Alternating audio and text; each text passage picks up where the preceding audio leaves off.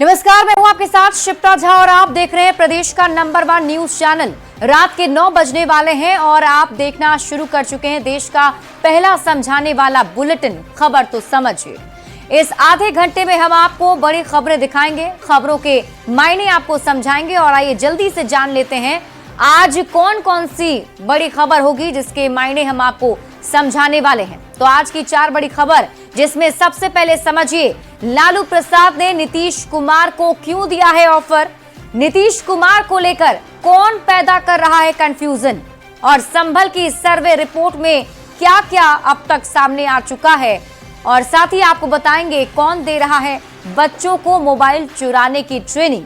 तो इन 4 बड़ी खबर पर हमारी नजर और साथ ही इसके मायने आज हम आपको समझाने वाले हैं। और शुरुआत सबसे पहले आरजेडी के अध्यक्ष लालू प्रसाद ने साल के शुरुआत में ही सीएम नीतीश कुमार को साथ आने का ऑफर देकर बिहार की राजनीति को गरमा दिया है। लेकिन नीतीश कुमार कुछ ही घंटों में लालू प्रसाद के ऑफर को ठुकराकर इस मामले पर विराम लगाने की कोशिश की है। ये रिपोर्ट देखिए, फिर खबर तो समझिए।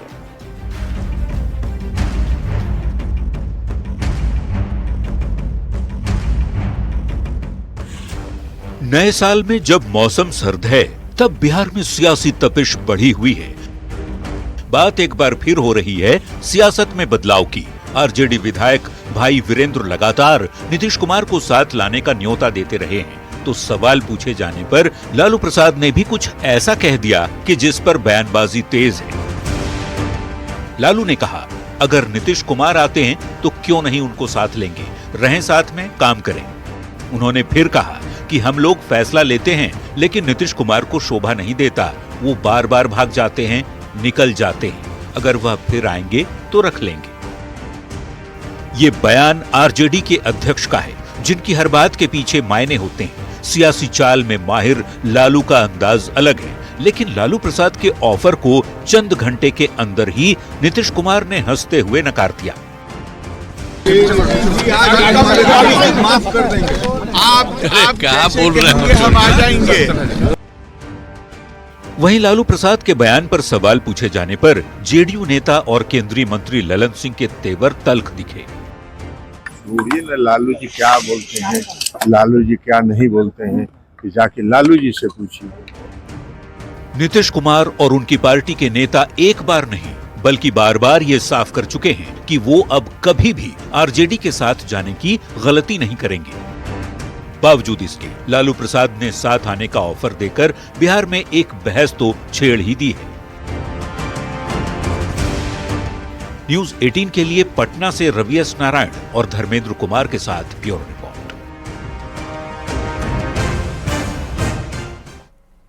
तो लालू प्रसाद ने नीतीश कुमार को साथ आने का ऑफर क्यों दिया, नीतीश कुमार ने ऑफर को क्यों ठुकराया, इसे भी हम समझेंगे। लेकिन उसके पहले लालू प्रसाद के ऑफर के बाद कुछ सवाल खड़े हो रहे हैं। उन सवालों के जरिए खबर को समझते हैं। सबसे पहला सवाल, लालू प्रसाद को क्यों है नीतीश कुमार का इंतजार। सवाल नंबर दूसरा, नीतीश कुमार पर क्यों डोरे डाल रहा है आरजेडी, क्योंकि लगातार एक के बाद एक बयान सामने आ रहे हैं। क्या नीतीश कुमार के चेहरे के आगे आरजेडी ने सरेंडर कर दिया है। सवाल नंबर चौथा यह है कि एनडीए का चेहरा नीतीश, क्या डर गया है विपक्ष। अब इन सवालों के साथ साथ हम समझते हैं कि लालू प्रसाद के ऑफर के मायने आखिर क्या हैं। तो वोटों के गुणागणित को अगर हम समझें तो उससे यह समझ में आता है। दरअसल आरजेडी को MY समीकरण यानी कि मुस्लिम यादव वोट बैंक वाली पार्टी माना जाता है। जातीय सर्वे के अनुसार बिहार में मुस्लिम आबादी 17.7% है, जबकि यादव की आबादी 14.3% है। अगर आप दोनों को मिला देते हैं तो इनका कुल जो संख्या है वो हो जाता है 32%। अगर 100% वोटिंग भी आरजेडी के पक्ष में हो तो भी इन 32% वोटों से बिहार में सरकार नहीं बन सकती है। ऐसे में अगर लालू प्रसाद के साथ नीतीश कुमार आ जाते हैं, नीतीश कुमार के आने के साथ ही कुर्मी, कुशवाहा, महादलित और महिला वोट बैंक जो कि निर्णायक भूमिका में होती हैं, उनका साथ मिल जाता है। और यही वजह है कि लालू प्रसाद ने नीतीश कुमार को साथ आने का ऑफर दे दिया।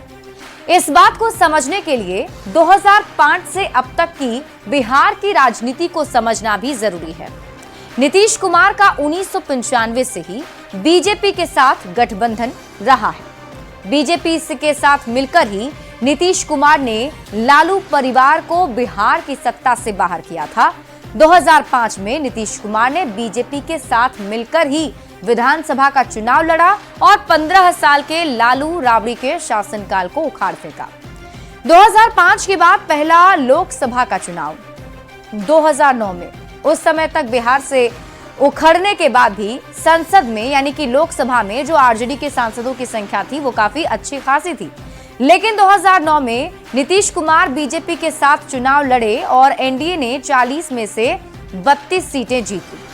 2010 में भी नीतीश कुमार बीजेपी के साथ ही चुनाव लड़े और ये इस गठबंधन का चरम काल था। हालात का अंदाजा आप इस बात से लगा सकते हैं कि एनडीए के खाते में उस वक्त बिहार विधानसभा की 243 में से 206 सीटें चली गई थी। अकेले नीतीश कुमार की पार्टी पूर्ण बहुमत से महज 7 सीट पीछे थी।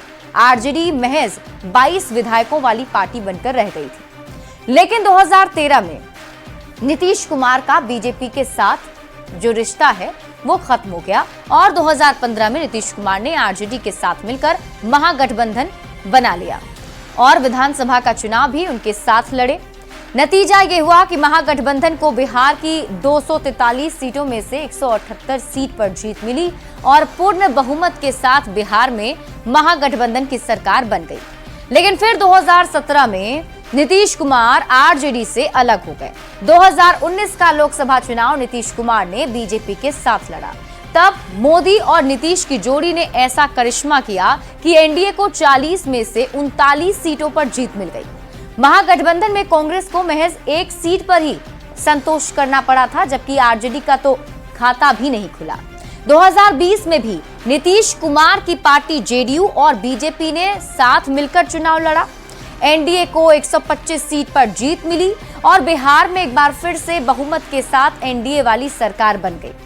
2024 का चुनाव भी नीतीश कुमार ने बीजेपी के साथ मिलकर एनडीए के बैनर तले ही लड़ा और एनडीए को 40 में से 30 सीटें मिली, जिनकी मोदी की तीसरी सरकार बनाने में अहम भूमिका रही है। यानी कि जब जब नीतीश कुमार जिस भी गठबंधन के साथ रहे हैं, जीत उसी की हुई है। अब आप समझिए नीतीश ने लालू प्रसाद का ऑफर आखिर क्यों ठुकरा दिया।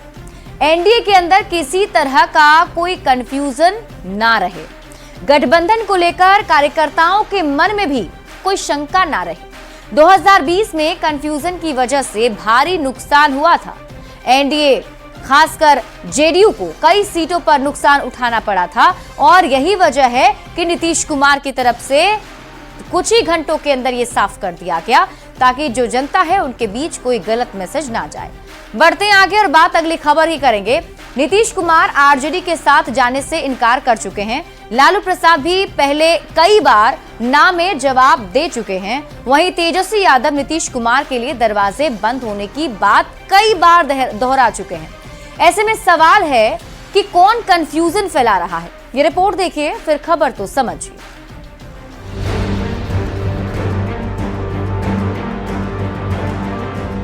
आए दिन नीतीश कहते हैं कि गलती हो गई, अब नहीं दोहराएंगे।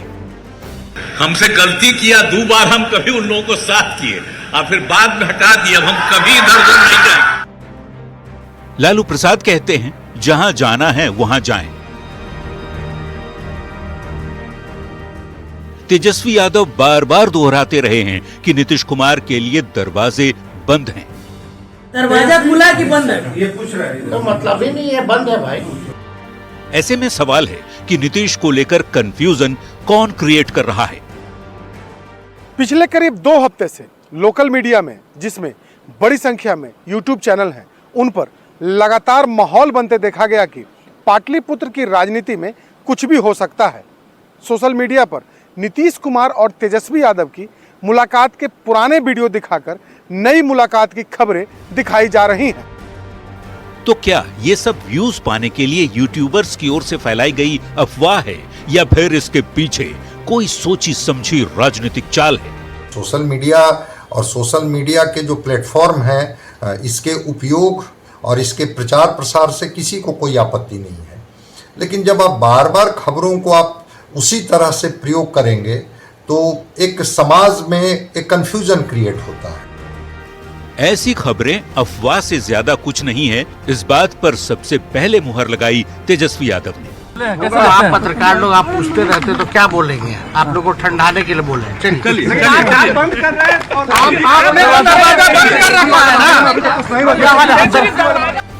और फिर रही सही कसर पूरी कर दी नीतीश कुमार ने ये बात कहकर कि इसे जाने दीजिए। माफ कर देंगे, आप क्या बोल रहे हैं, हम आ जाएंगे।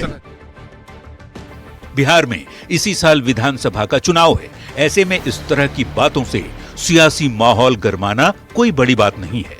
न्यूज 18 के लिए पटना से रवि एस नारायण और शैलेंद्र कुमार के साथ ब्यूरो रिपोर्ट। तो ये कंफ्यूजन क्यों क्रिएट किया जा रहा है, इसको समझने के लिए जानना जरूरी है कि नीतीश कुमार कब कब बीजेपी से अलग हुए और कब कब वापस लौटे। नीतीश कुमार का 1995 से ही बीजेपी के साथ गठबंधन रहा है। बीजेपी से मिलकर ही नीतीश कुमार ने लालू परिवार को सत्ता से बाहर किया था और लगातार 2005-2010 के चुनाव में बम्पर तरीके से जीत हासिल की। लेकिन 2013 में नीतीश कुमार तब एनडीए से अलग हो गए जब नरेंद्र मोदी का बीजेपी की ओर से प्रधानमंत्री पद का चयन किया गया। 2014 का चुनाव नीतीश कुमार ने अकेले लड़ा, लेकिन मात्र एक सीट पर ही उन्हें जीत मिली थी। इसके बाद नीतीश कुमार ने लालू प्रसाद की पार्टी के साथ मिलकर महागठबंधन बना लिया और एक बार फिर से बिहार की सत्ता में उन्होंने वापसी कर ली। लेकिन लालू प्रसाद के साथ नीतीश कुमार का यह संबंध ज्यादा समय तक चल नहीं सका। लालू परिवार पर लगातार लगते भ्रष्टाचार के आरोपों की वजह से नीतीश कुमार 2017 में महागठबंधन से एक बार फिर से अलग हो गए और फिर वो एनडीए में चले गए। 2020 का चुनाव एनडीए के बैनर तले ही लड़े और सरकार उन्होंने बना ली। 2020 के चुनाव में नीतीश कुमार की पार्टी अनुमान के मुताबिक सीटें हासिल नहीं कर पाई और बीजेपी जेडीयू में खटपट की खबर आने लगी। फिर साल 2022 में नीतीश कुमार बीजेपी को एक बार फिर से छोड़कर महागठबंधन में शामिल हो गए। 2024 के लोकसभा चुनाव को लेकर विपक्ष को एकजुट करने लगे, लेकिन जिस तरीके से इंडिया अलायंस में उनकी अनदेखी की गई उससे नीतीश कुमार फिर नाराज हो गए। जनवरी 2024 में नीतीश कुमार एक बार फिर से एनडीए में वापस आ गए और एनडीए को लोकसभा चुनाव में 40 में से 30 सीटों पर जीत मिली। अब नीतीश भी मजबूत हैं और बीजेपी के साथ उनके रिश्ते भी पहले से काफी बेहतर हो चुके हैं और नीतीश कुमार की तरफ से भी ये साफ कह दिया गया है कि वो अब कहीं और नहीं जाएंगे।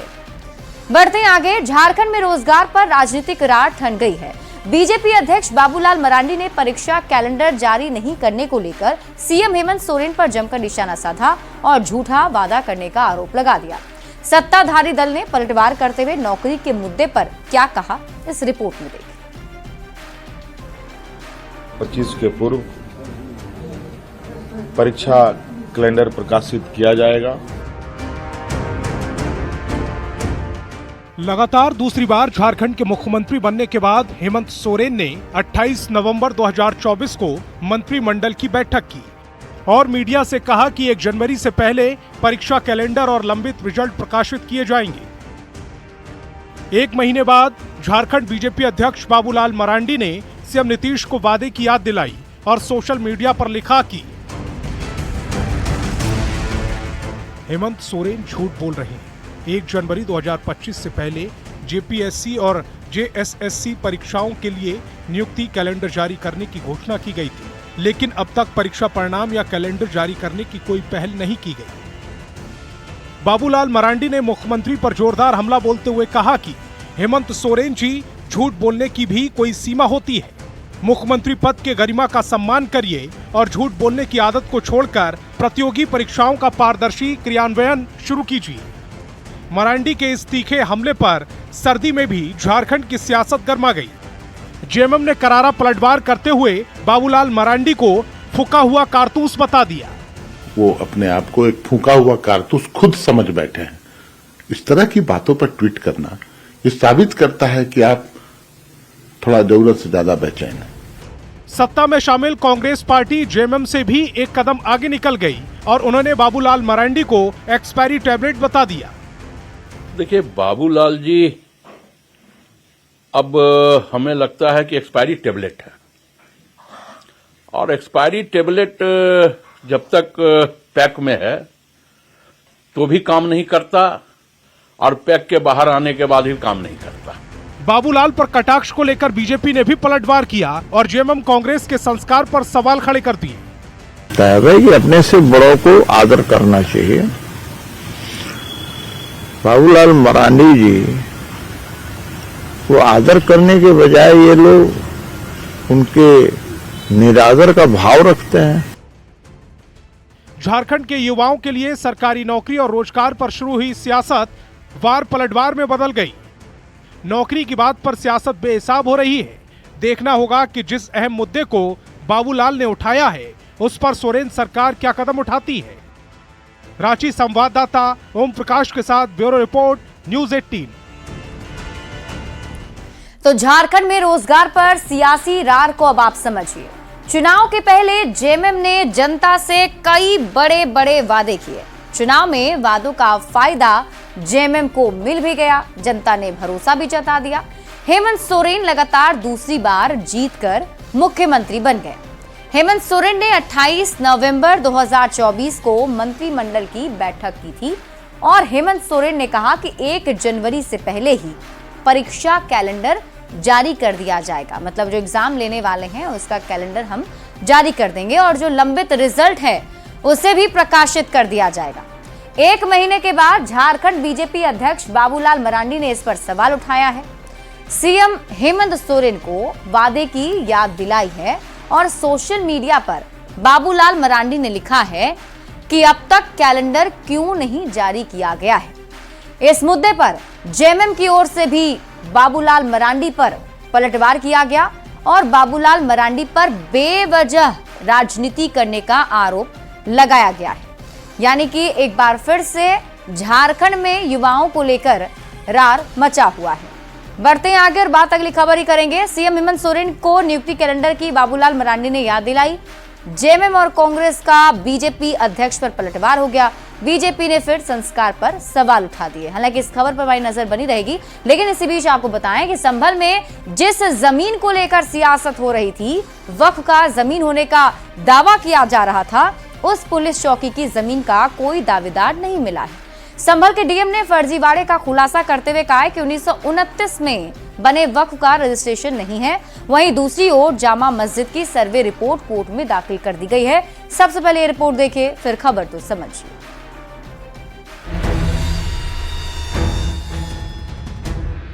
जामा मस्जिद की सर्वे रिपोर्ट कोर्ट में दाखिल कर दी गई है। करीब 45 पन्ने की सर्वे रिपोर्ट के साथ साथ मस्जिद के अंदर का फोटो और वीडियो भी पेन ड्राइव में कोर्ट के सामने पेश किया गया है। सुप्रीम कोर्ट की गाइडलाइन के अनुसार 6 जनवरी तक रिपोर्ट पर डिस्ट्रिक्ट कोर्ट कोई नया आदेश नहीं करेगा, इसलिए केस की फाइल में रिपोर्ट रखी गई है।